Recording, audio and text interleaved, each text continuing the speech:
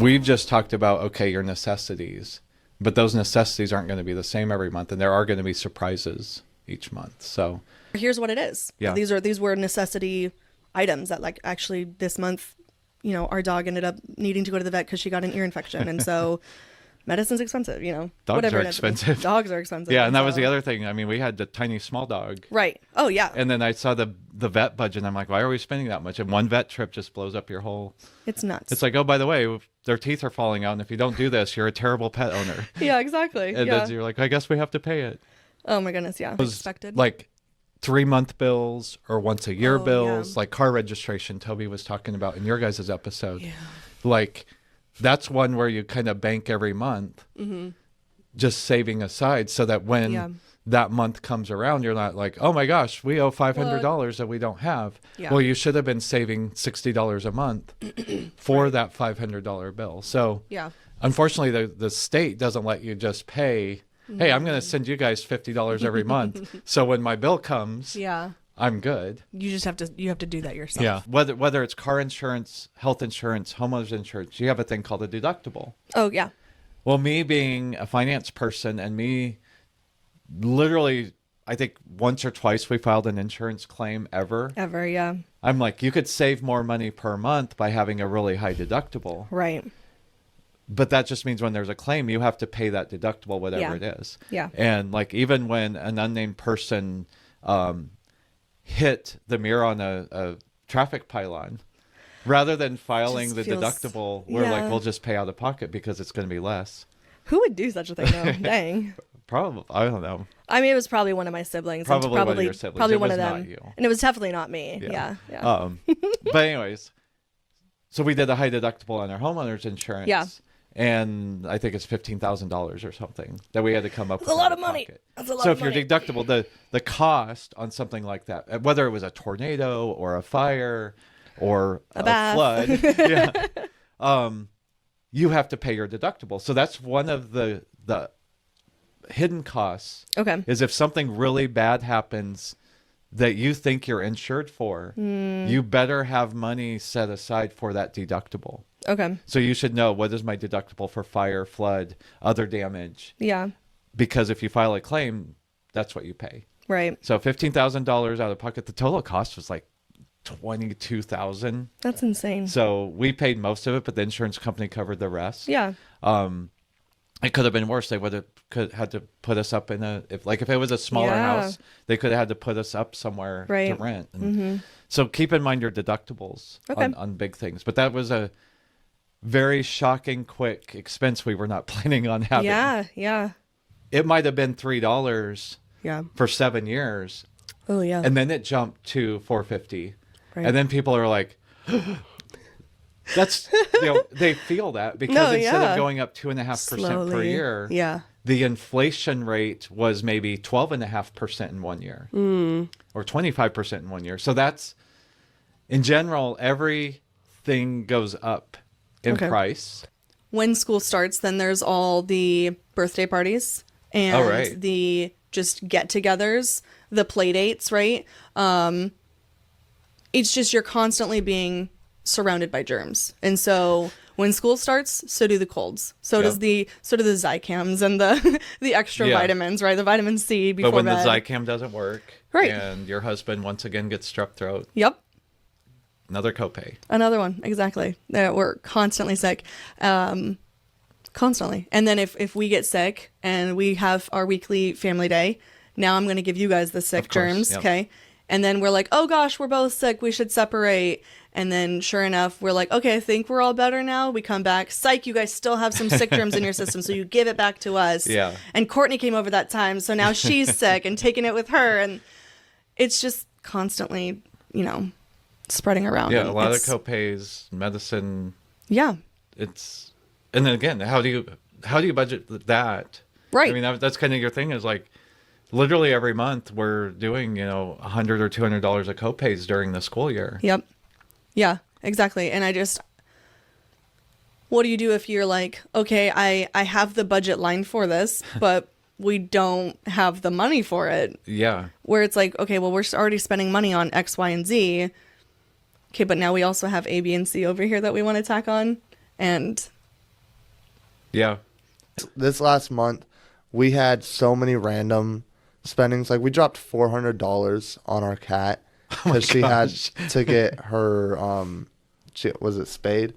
She had to get spayed. One last hidden kind of cost when buying a house would be buying furniture and like renovations, because I know for me it was like this. I think for my sister it was like this, where like you go from an apartment or even from just living at home where it's like I've got a bed and a dresser to my name and that's it, right? Yeah. And then you buy a place, an apartment, a house or whatever, more so specifically a house though, and all of a sudden you're like, just got a bunch of empty rooms here. Like, this is a great space, but I've got nothing in it. It's a bunch of empty rooms, right? And furniture's expensive. Like, crazy expensive. And yeah, so it kind of fits in, like, you got to know, are you okay having an empty room? Are you going to be okay with mismatched? You know, we laugh because... Yeah, that's the other thing. Not all the furniture's going to match. Yeah. Do you remember what I said? Now that you know, obviously, the cat getting spayed is a one-time thing. Mm-hmm. But do you remember what we suggested with things like animals where you know they might get hurt or sick or have vet bills? Yeah, you leave like that like $20, $15 a month just to build up like kind of an emergency savings for each like thing like that. Yep. Cars are awful. Cars are kind of awful. We have two, right? And we've got our one that's pretty good on gas, and then we've got my minivan, which isn't as good on gas, but is amazing, and I love it. Much more comfortable. Much more comfortable. And so, actually, we went to Myrtle Beach for July this year, right, for our birthdays. And as we always do before we take a car for a longer drive, we took it to the mechanic, and we were like, let's get an oil change. And by we, I fully mean Dustin, because... His category. That's a Dustin category for sure. With Blake, that's the car doctor, and that's not my business. Car doctor. But so Dustin took it over to the mechanic. He was just like, "Hey, like we're going for a trip. Make it good, I guess." I don't know what he said. Check it out. Check it out, I guess. And so he did. He did the oil change and whatnot. But then he came back, and Dustin told me, so we shouldn't take this for the drive, actually. Well, you say no more than 30 miles? I mean, it couldn't have been 30 miles, but... It was pretty short. Oh, man. I don't know. He said we can't drive it to Myrtle Beach, and I was like, so we have to drive the tiny Ford Focus? Okay. With even more miles in my van? Right, exactly. It's got more miles. It is better on gas, but, like, it's not as comfortable. Yeah. And so, yeah, that has been a whole thing. We've already, like, replaced... the transmission. I don't speak cars. I'm pretty sure it's the transmission, right? The transmission. Okay. I was like, Dustin's told you, you know. Cars are expensive. And now we're preparing to buy a new car because we're gonna have to replace it. You only have 2 kids in school. Well, really one in school. One in school, yeah. September rolls around. You already did back to school budget. You got clothes. Yep. But then what's the first expense that pops up? School projects. School projects. Oh, we just need to run and spend, $45 on supplies because we don't have all these supplies. Even worse than that, Spirit Weeks that just pop Spirit up. Weeks. Oh my gosh, Spirit Weeks. Mommy, I really want this. Oh, we don't have red, white, and blue ribbons. We don't have a tie-dye shirt. Believe it or not, I wasn't expecting to dress you up as Abraham Lincoln this week. That's right. So those things with 4 kids were just, like, I was like, oh, shoot, like maybe we need a bigger kids budget. Right. And then I'm looking at our spreadsheet going, well, shoot, now we don't have any money left over. So it took me about 2 weeks of me doing it myself to kind of have that compassion of like, wow, this is really hard. Yeah. Oh, and going back to episode 2 on the hidden costs. Oh, I don't have enough furniture, or I need different style of furniture. Exactly. I need blinds. I need the yard done. I need... Like all these costs that people don't calculate. Like if you want to look at it as a true investment, like if I were to buy this as a company and say, this is my investment, you would have what you paid, but then you would add up all of your costs. Right. You know, closing costs, furniture, maintenance. You'd add all those up. And in 3 to 5 years, the price of your house might not go up enough to make it an investment. Right. And so I always caution people on that. Don't just blindly, I know I always joke, and my realtor friends love this. It's always a good time to buy real estate. Like they've never said, no, you shouldn't buy real estate. No, you shouldn't do that. You shouldn't I'd do that. Yeah. Because in general, real estate should go up in value every year. Right. But there's going to be times where it does not go up enough to cover your cost. Yeah. instead of taking your child to the doctor, your pet. Oh, goodness. Talk to me about your pets. Dad, you want to hear about my pets? Let's hear. I've heard them. Tell everybody else about your pets. So we have 2 cats, 2 free cats that are so expensive. We've got one with respiratory problems, so she sounds like Darth Kitty. Like how? Darth Kitty. Like, I'm not doing it. Dustin will have to do it. It's terrible, though. I feel awful, but she's also my very free, easygoing, emotional support kitty. who loves everybody. Who loves everybody, but also has atrocious anxiety herself. I think that she has emotionally supported me so much through my own anxieties that I've given it to her. And so specifically, if I try to take her to the vet to get her respiratory stuff checked out, she ends up giving herself so much panic-induced hyperventilating problems that it gets so much worse that I'm just like, oh gosh, never mind. Let me just take a video and I'll take it to the vet and see what the vet thinks. And anyway, and it's a whole does thing. This for free? Of course. You know vets. They're so cheap.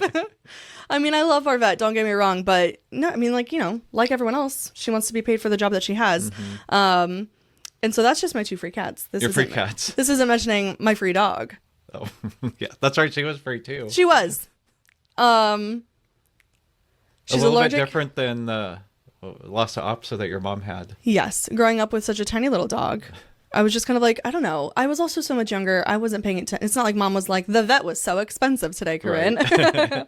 But I don't ever remember hearing it be like, oh no, I've got to take him to the vet, versus like if my dog starts to get sick or she's got another ear infection or whatever, because she's a German Shepherd. So just the allergies through the roof. I dread the vet because I know that medications are based on weight. Oh, right. And she's not a light dog.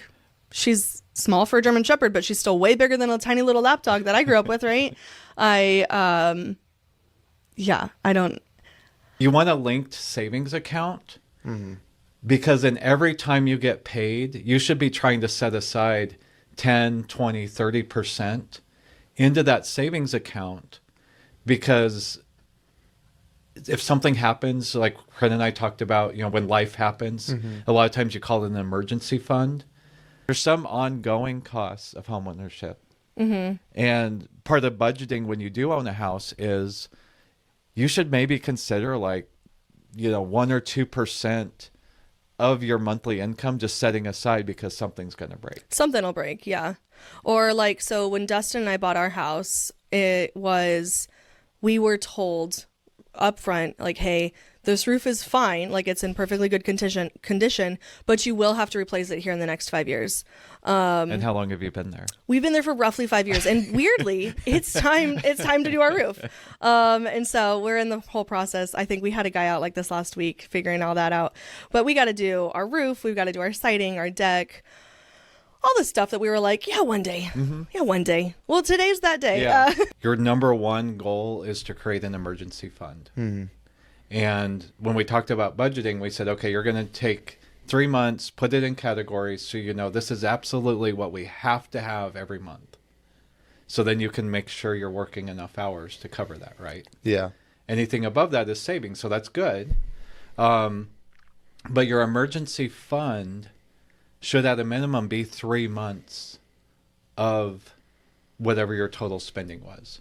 So if your total spending was $3,000 for those 3 months, you guys need to make a goal of, we want $3,000 set aside in a savings account that is for emergencies.